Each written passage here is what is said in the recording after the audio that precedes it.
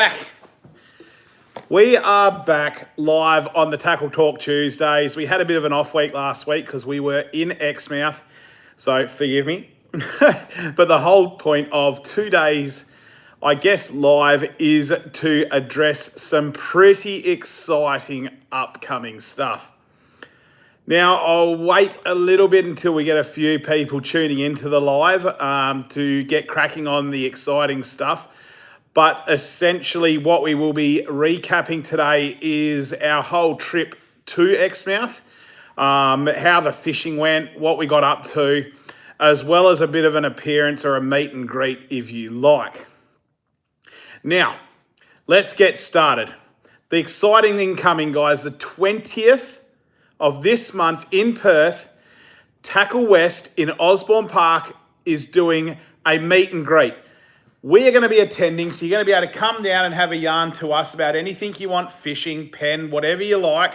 But more importantly, Pelagic Pursuit, Maddie, is going to be there for a meet and greet. Now, this guy, is, when it comes to YouTube, is probably one of the biggest fishing YouTubers you're going to find. So if you are in Perth and you can make it down to Tackle West on the 20th, which is next Saturday, not this one, but the following Saturday, you can have a meet and greet with not only us at On Point, the Helco boys are probably going to be there. You're going to have, and most certainly, as I said, Maddie from Pelagic Pursuit.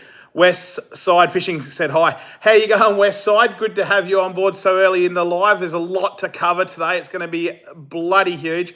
Probably worth hanging around for, especially if you do have some questions on Exmouth. But yeah, so as we said, just rattling it off, 20th, which is next Saturday, Tackle West, Osborne Park in Perth. Come down, say g'day to us. There's going to be some awesome giveaways as well. Now, let's get into Exmouth. So we spent last week in Exmouth, and I can honestly say that the fishing there is hotter than it's ever been. Hey, Brendan, how was Exmouth? Bravo, we're going to be covering that right now. And as I was just saying, it was actually the hottest fishing I've seen up there for a long time. People are saying that the fishing's getting worse, or I actually listened to a podcast where they said that fishing up there can be tough. Nah. Use your brain up at Exmouth and you managed to catch a heck of a lot of fish, as we did. The sharks actually left us alone for a lot of the trip as well, which was really, really good. But any questions anyone has throughout this podcast, throughout this live in regards to Exmouth or any fishing, please just ask. Samuel Skillington, hey mate, I just had a mate from Esperance mention you. How good's that, down in Esperance? Who was the mate down there, Sam? Wouldn't have been young Ollie by chance, maybe, I don't know. But yeah, so we headed up to Exmouth. I was lucky enough that I got the privilege, I'm going to call it, of going up with my best mate, Neil. Neil has an unreal boat that I don't reckon he's ever going to sell, to be fair. It's a 525 Coraline center console, but it's what Neil's done to this boat in terms of, I guess, the sounder fit out. I mean, this boat was reading perfect bottom at 25, 26 knots in up to, 80 plus meters of water. So it was insane. So I was very privileged to have a boat like that up there. And as I said, we you hear rumors of the sharks, and yeah, there was a lot of sharks up there, but if you were pretty clever, you were able to stay away from them. I think we got, maybe 4 fish over the whole week, sharks. So it wasn't really that bad. MRJK, Mr. Joke, Goofy R. Maybe you're talking about your name there. Mr. Joke is a bit goofy. I'm not sure, but I don't care anyway. Call me Goofy. I don't give a shit. So anyway, we got up there, and the first day we decided we'd go out and we'd chase a lot of inshore species, which was really good. And of course, there was a lot of, I guess, unsung heroes throughout the week up there, which we're going to cover. But what I'm going to mainly cover, I guess, is the lures that worked really well for me. In the video you would have seen on Sunday, we were drift baiting, we were bottom fishing, but also using a lot of lures. And the lure that did the most damage for me through the week was definitely this one here, which was the Shimmer Shrimp by Berkeley. Now, I dropped a lot of different color variations of this particular lure, but none worked as well as this fluoro green one. This is actually the lure that nailed the tuna in the video as well, this exact one here. Tail's a bit bent now and so forth because I retired it straight away into the tackle box, all curled up as I shouldn't. But one thing I'd like to say is having the TPE sort of plastic on these shimmer shrimps allows you to really get a lot of flex in that plastic, and I think that's what kept this plastic looking so good. I mean, when you have a good look around that plastic, oh, we got a little blemish up the top there, but this plastic almost looks exactly as it came out of the... Sorry, there's here. Do you sell 22 hollow points? 22 hollow points. I could sell you 22 ice cream cones that are hollow and they've got points on them, but no bullets. But yeah, this lure here did all the damage for us. The worst thing that happened to this lure was eventually the front poked out like that, but it was just as simple as stretching that lure and putting it back on. So yeah, this certainly enabled us to chase a lot of bottom species like your spangled emperor, your empress species and so forth, and did it really well. The other color variations through the week weren't working as well as this fluoro one, especially some of the more natural colors, which I thought would have gone off. So yeah, I pretty much stuck on the fluoro green for the most of it. But when we did go a bit deeper, I moved up into the old Skid Kid, 150 gram jig. I don't think it would have really mattered what brand the jig was. I mean, I like my red in all water conditions, colors and depths. So I fished this, and of course, because it's got the luminous bands down it, I think that helped down at 100 meters. Now, where I was jigging 150 grams in 100 meters of water, so that shows you how beautiful and calm we had the week.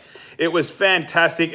Like the afternoons we fished mainly were glass off, so that's really good.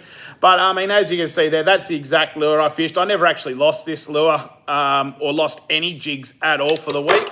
I only lost one of the shimmer shrimps, and that was to the bottom, so I couldn't even claim that was to a shark. But what did happen was, Aaron, Bruce, is Neil a better fisherman than you? Absolutely. There's no question at all, Aaron, that he is a much better fisherman, and he likes potatoes. You like potatoes, Aaron? Don't know. But yeah, no, Neil, 100%, all jokes aside, is a much better fisherman than myself. There we go, Neil's on. Talk about Brett pulling fish in 90 metres. So we went out with my brother-in-law. He came out for one afternoon when we fished the 90 to 100 metre sort of area. And it was funny because obviously the sharks were there. As soon as we rocked up to one of the first spots, a couple of sharks were circling under the boat and having a great old time. And we sort of sent the wind up Brett a bit that he had to wind as fast as he possibly can. So Brett's hooked some fish, and oh my goodness, it was the funniest thing myself and Neil, I think, have seen for a long time. The exhaustion of him just cranking fish from 100 metres on a Penn Authority 8500 low speed.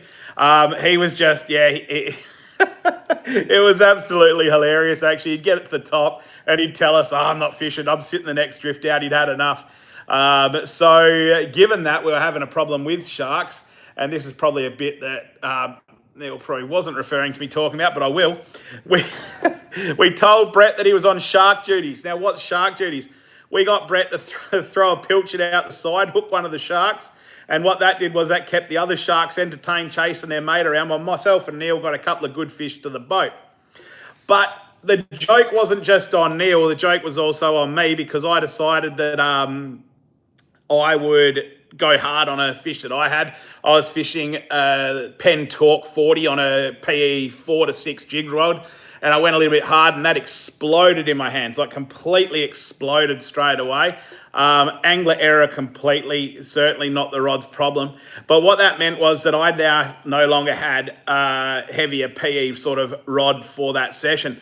And that's where I landed probably the biggest fish that I've hooked and landed for, God, who knows?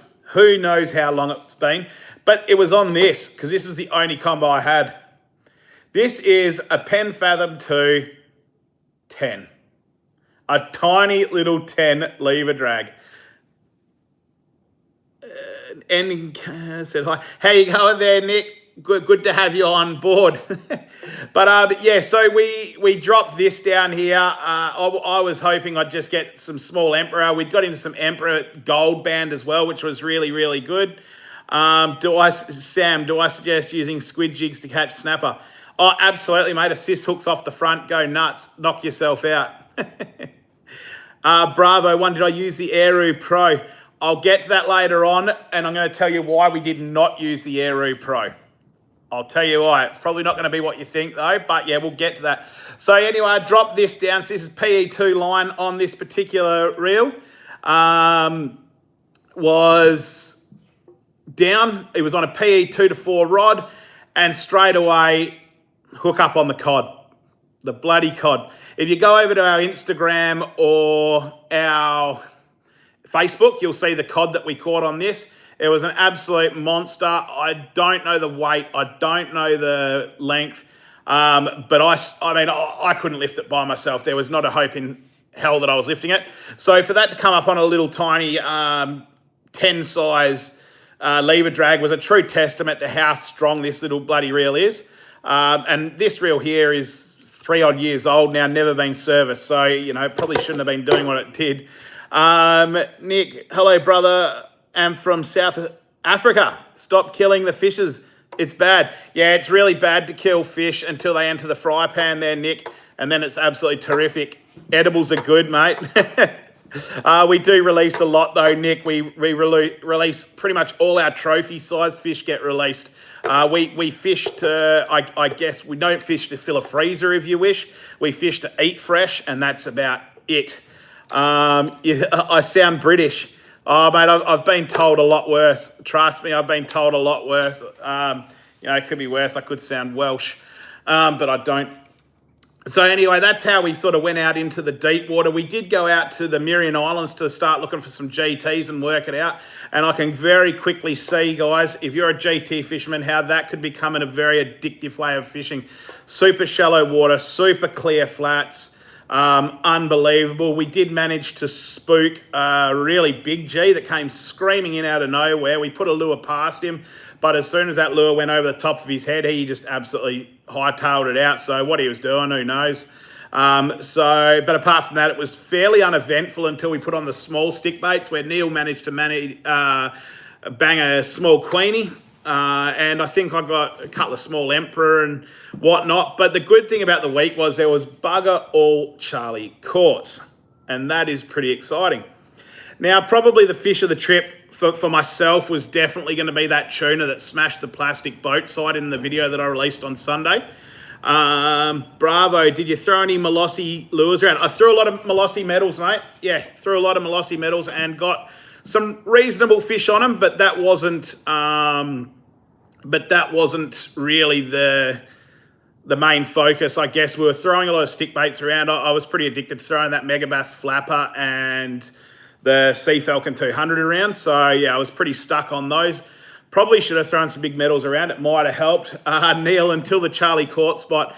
Yeah, well, I reckon you need to talk to your father-in-law about that one, mate. I reckon he stitched us up pretty hard on that. I reckon he was sitting back having a good laugh, because there was one spot we did pull up onto which looked beautiful and the sounder was completely loaded with Charlie Courts.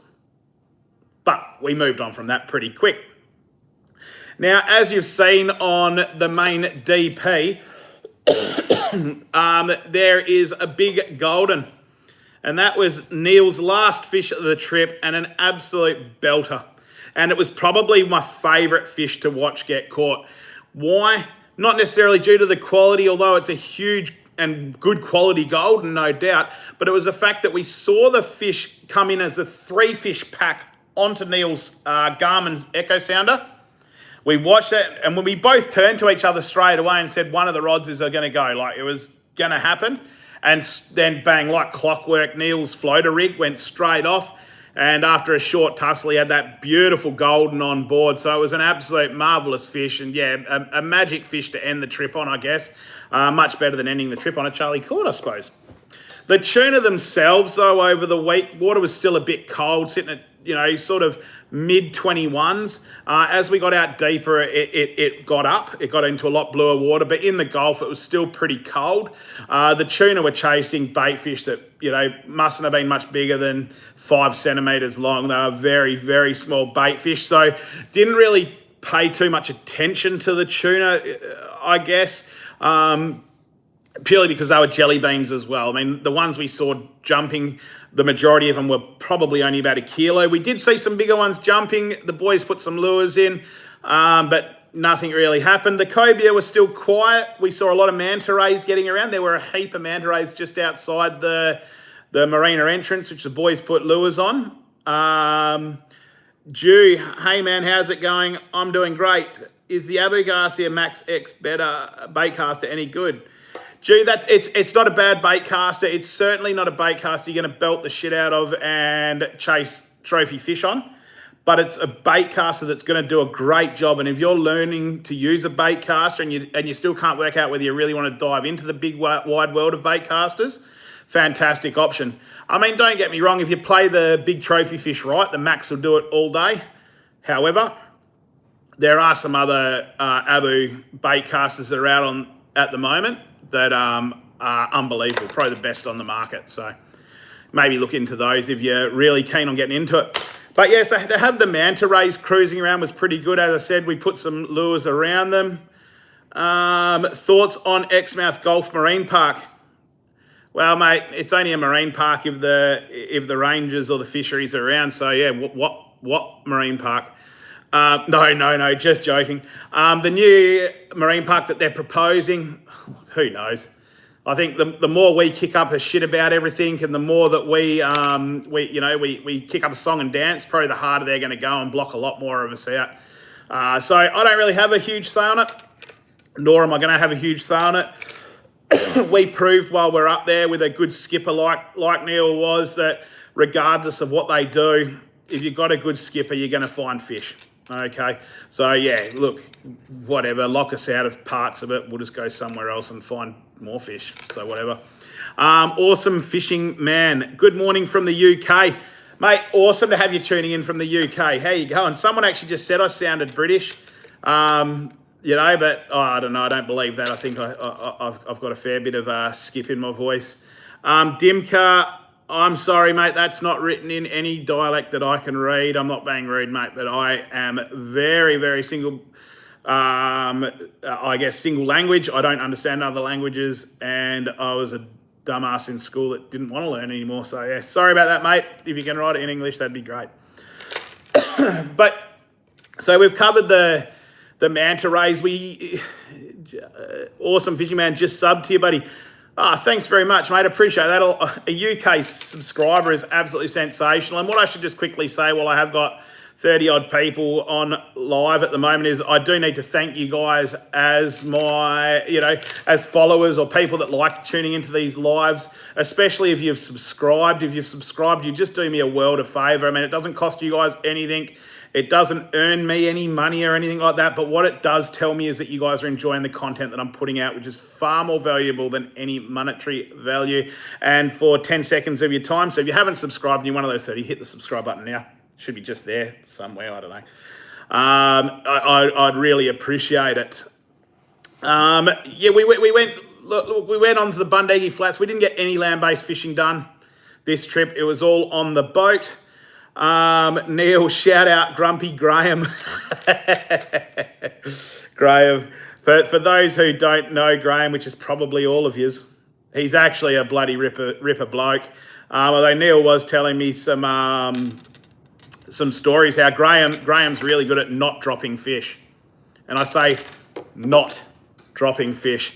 So maybe we could get Neil on the live in the future and he can tell us some stories. That lure worked great. Yeah, this lure did. Great. The lure that keeps hooking my fingers. Yeah, it's bloody sensational lure. Worked really well. We actually told some Brett stories earlier on, Brett. So yeah, you might have to go back and watch the start of it later on.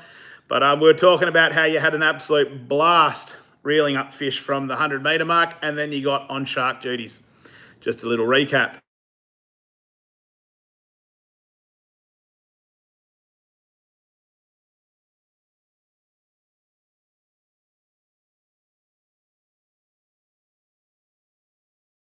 UK surf fishermen or you South African, you guys are the leaders. You guys know what you're doing. I mean, the UK have definitely got the better rods though in Century.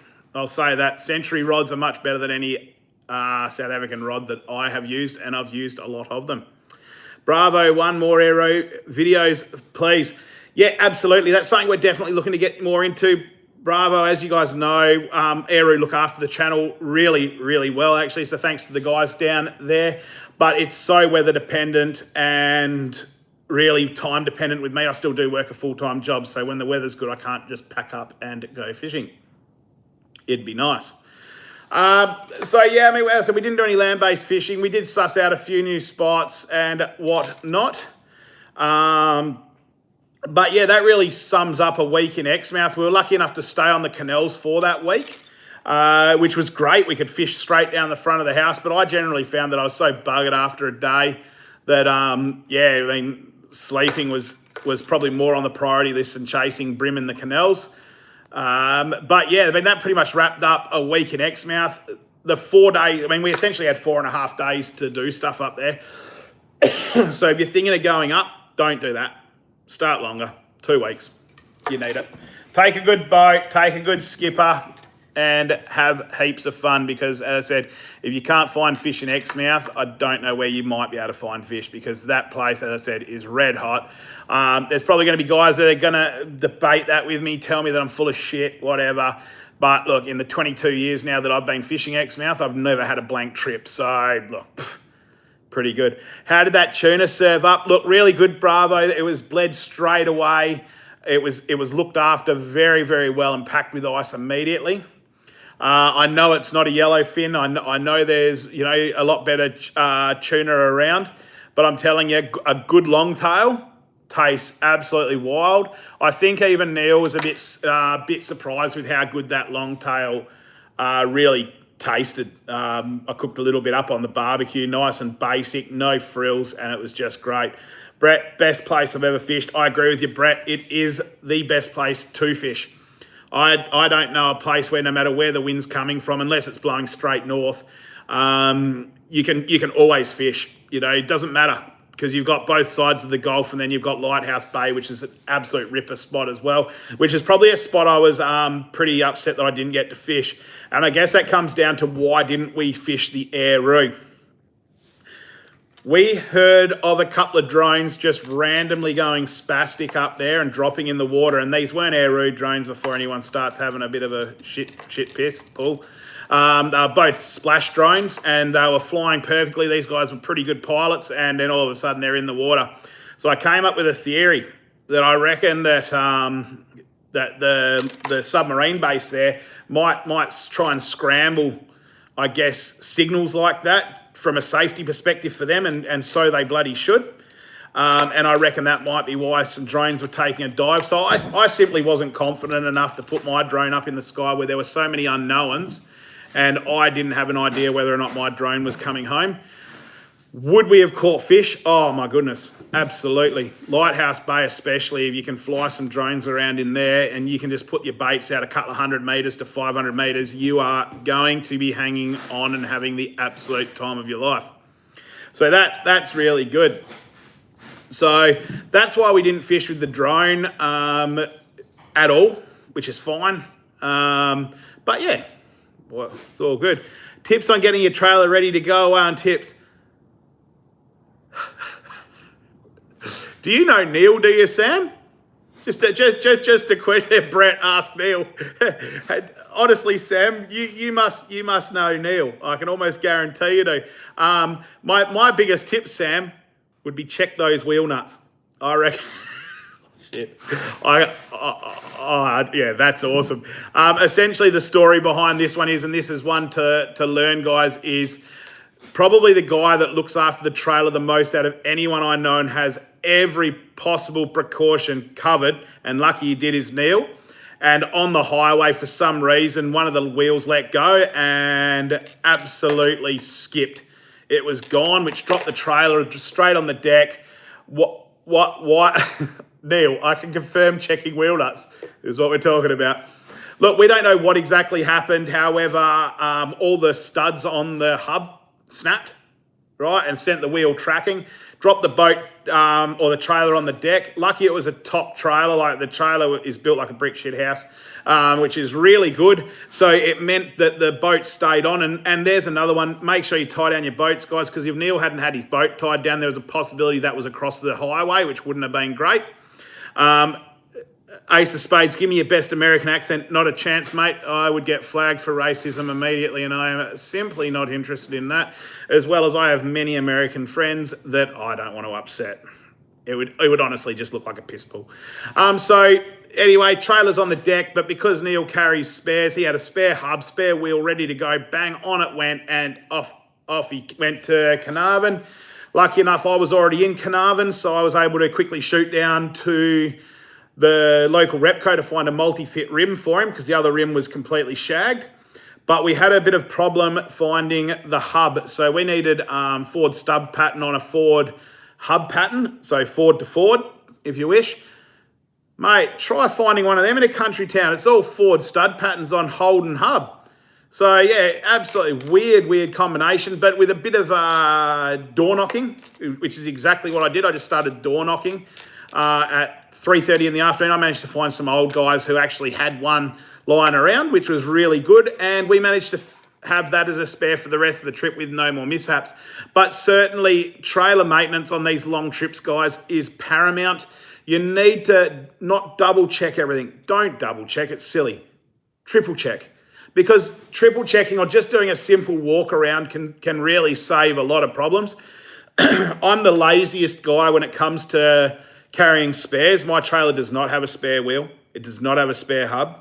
It has absolutely nothing. So if I did blow a tire or I did, smash a hub to pieces or whatever on the road, I am buggered. So after learning from a slight mishap, I have already come back. I've got a drop down wheel carrier with spare hub and spare wheel to go on the boat. So as a good old saying goes, learn from other people's mistakes rather than making your own. Thanks, Neil. But yeah, so that's pretty much what happened there. That's a recap. The trip home was absolutely spectacular. It was nice and easy. The hardest thing was going from 27 odd degrees back down to 18. It's horrible. We've already booked our next trip up, which is going to be 3 weeks, so we're going to get a lot more fishing in then. I'm hoping that Neil and Brett are going to join me for that trip, because without those two boys, it doesn't make the trip as what it is, and that's what good mates are all about. If you've got good mates, get them out on those trips, drag them away, and get up there, because it does help make a good trip. It really does. Now, that's about 30 minutes of me yarning and whatnot. So is there anyone here with questions? Fire any questions you wanted us, we'll get them answered. I can see 32 people, at least someone's got to have a bit of a question to wrap off, I would think. Otherwise, we can end the live, no dramas. Just in case someone is writing questions, just give them a couple of minutes.